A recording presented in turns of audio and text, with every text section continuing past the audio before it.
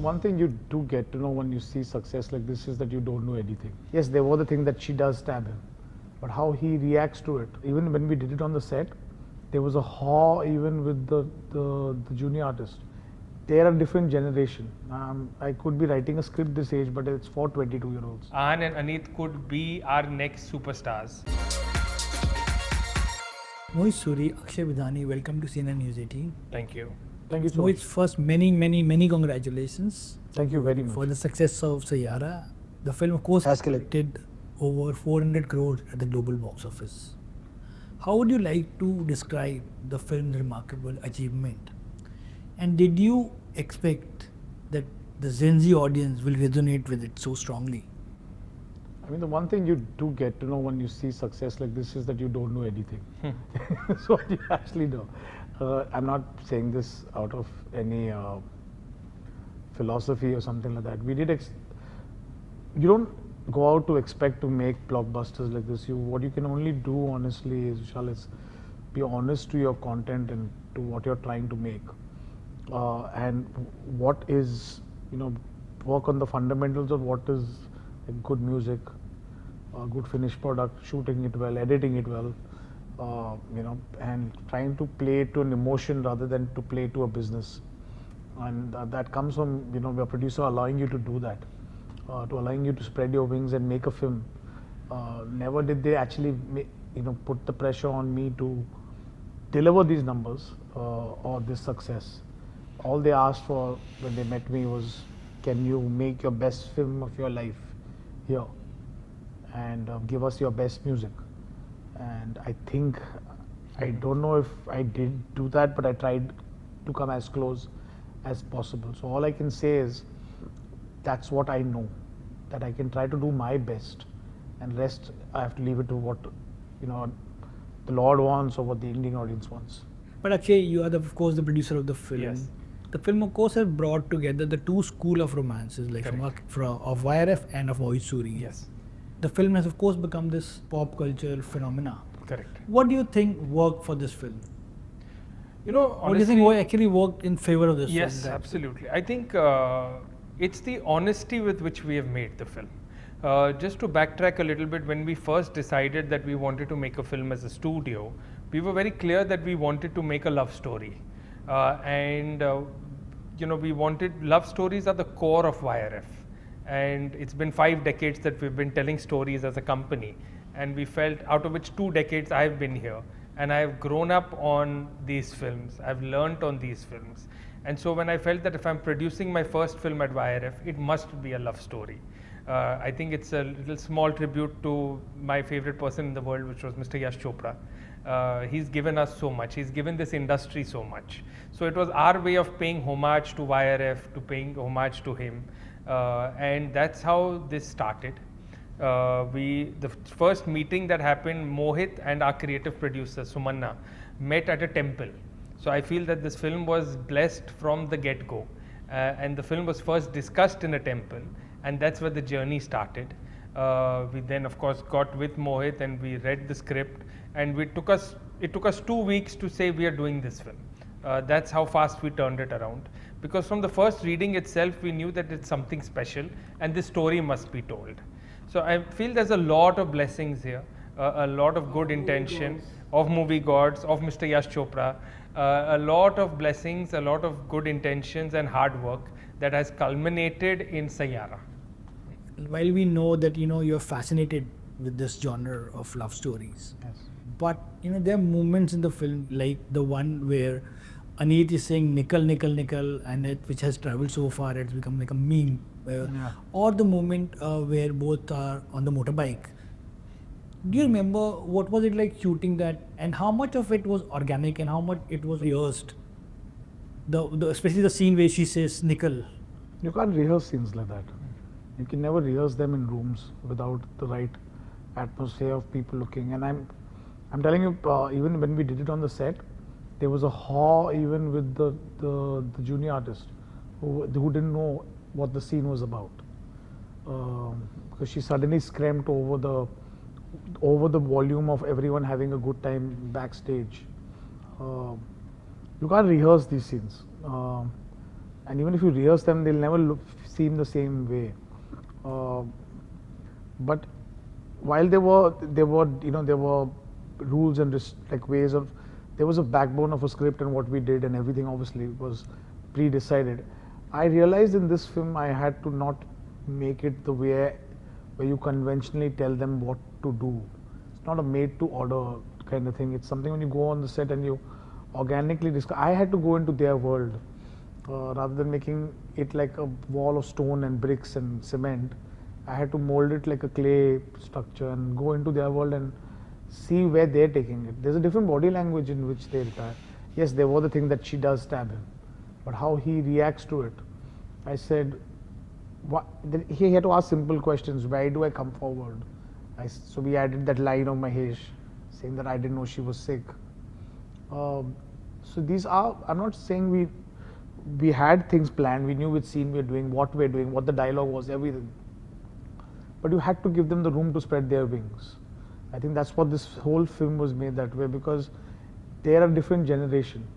I could be writing a script this age, but it's for 22-year-olds.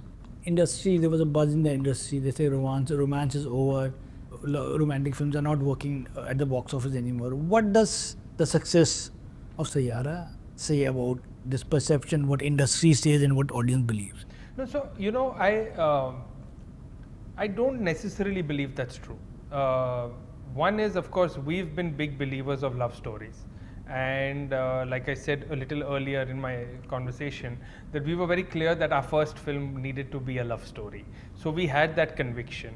But also, if you see, there are love stories being made today.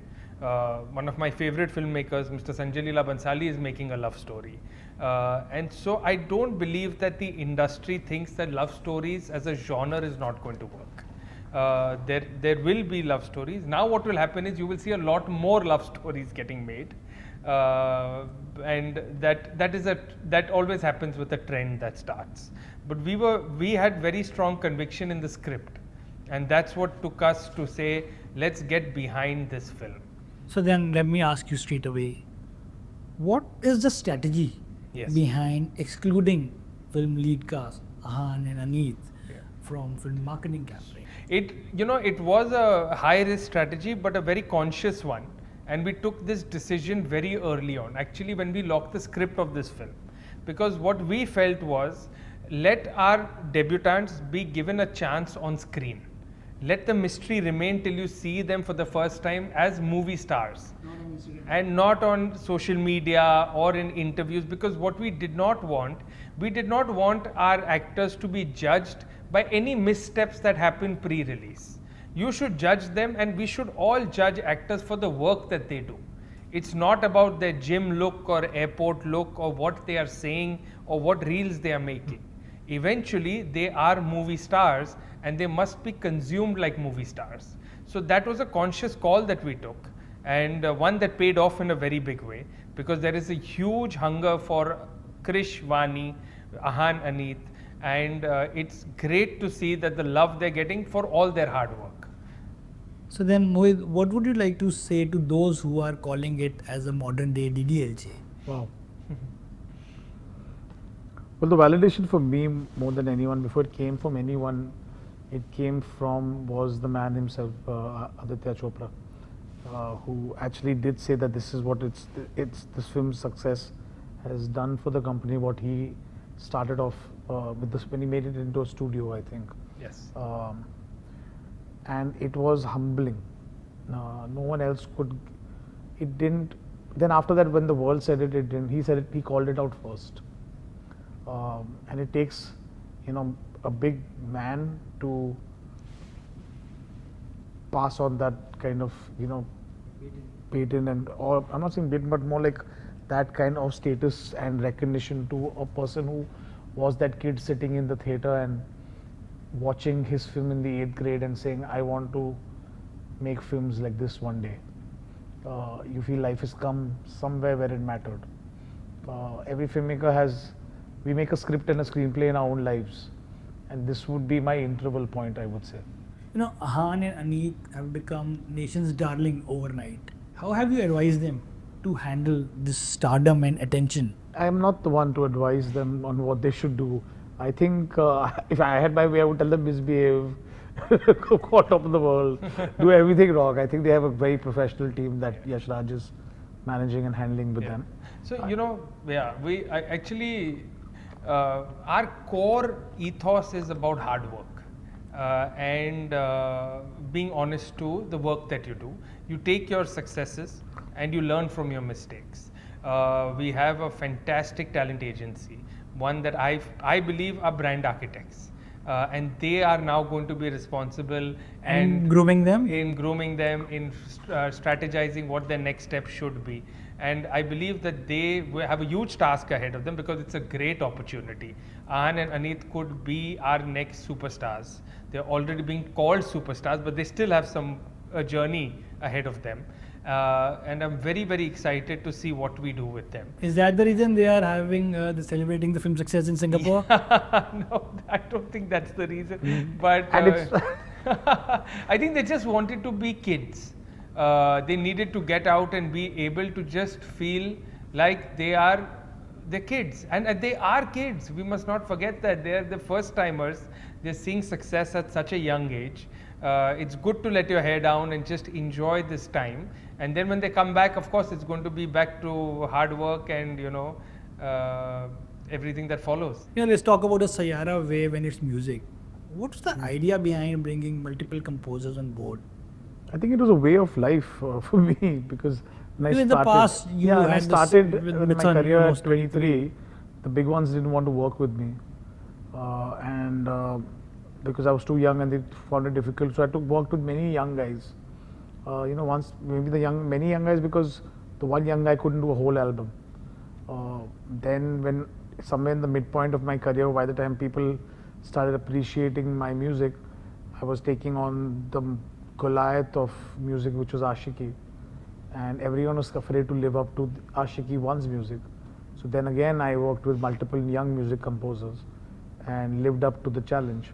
I think since then it's just been way of life. I think I've just worked with multiple composers from all over, and I think it just adds more. And this constant seeking has always found the answers.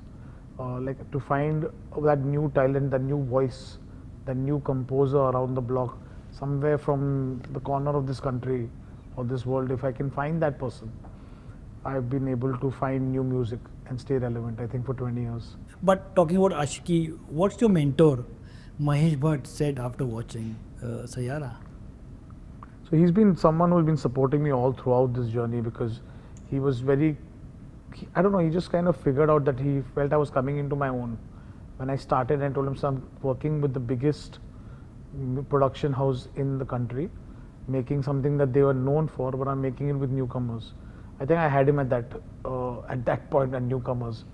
He thought it was a very bold move, and he thought I was actually like stepping out of the crease and playing the ball now, as mentioned in the film. But the most enduring conversation I had is the message or a letter that he sent to Adi sir and his response to him, where they both were kind of giving the other the credit for my success. And that was the most enduring. When I talk about this film to my children, I will talk about this conversation that Aditya Chopra and Mahesh Bhatt had. Oh, nice. But Akshay, with Saiyaara showing no signs of slowing down, how much pressure does that put on you as you are not ready with War 2? Honestly, it does not, because I don't see it as pressure. I think Saiyaara has been the best start to the year that we could ever hope for, dream for, ask for. And it's given us a big, big push. So I'm very excited to see what comes our way with War 2. War 2 is actually, I feel it's a true pan-India film with Hrithik and NTR coming together. I'm really excited to see what's to come ahead. We're talking about Bhatt Saab. So obvious question that I think everybody wants to know: when will we see Mohit Suri directing his cousin Alia Bhatt? I think Alia, not only the star, is one of the most fabulous actors in this country, and it puts a big amount of pressure on to you as a filmmaker that I can't misuse the relationship I have with her. Unless I have a script that lives up to Alia Bhatt, the actor, besides the star, I will never misuse that equation I have to, and she might do it even, but I don't want to misuse that because I would not be able to. Yes, we can go wrong, but I would always want to go with the best film I have, when I know it's a role that will add to her, not me just piggybacking or doing something like that. So I'm in. We great supporters of each other. We call each other before every film, and yeah, throughout the film, from the teaser to the trailer, she's amazing at that, and she's always been there even before she was an actor. I remember when I was young, she used to see the remix video of Bola Mein Baatein and was the first person who told Mahesh, but she was a kid like in school, and she said this is going to do very well. She always had that. So I would love to work with them, but when I think I have a script and I can live up to that. Do you have? No, I don't at the moment. I'm very bad at two timing actually. How sweetly as do you have? But then, which of Alia's performance has impressed you the most? I loved her in Gangubai. I loved her in Gully Boy. I mean, which one has not would be a lesser number. Urta Punjab. Urta Punjab. But you know, a lot of people underrate this performance, but I generally think that her performance in Humpty is when I realized she was a big star. Because you know, in the company I come from, to be dramatic was very easy. To be highway and all was very easy, but I'm not saying it wasn't a good performance. But to suddenly see this girl behave like this, I mean, I'd never seen Alia with this side of us. You have, of course, can say you know the pulse of the audiences, you know what works. But what's for you personally is the biggest takeaway from Saiyaara?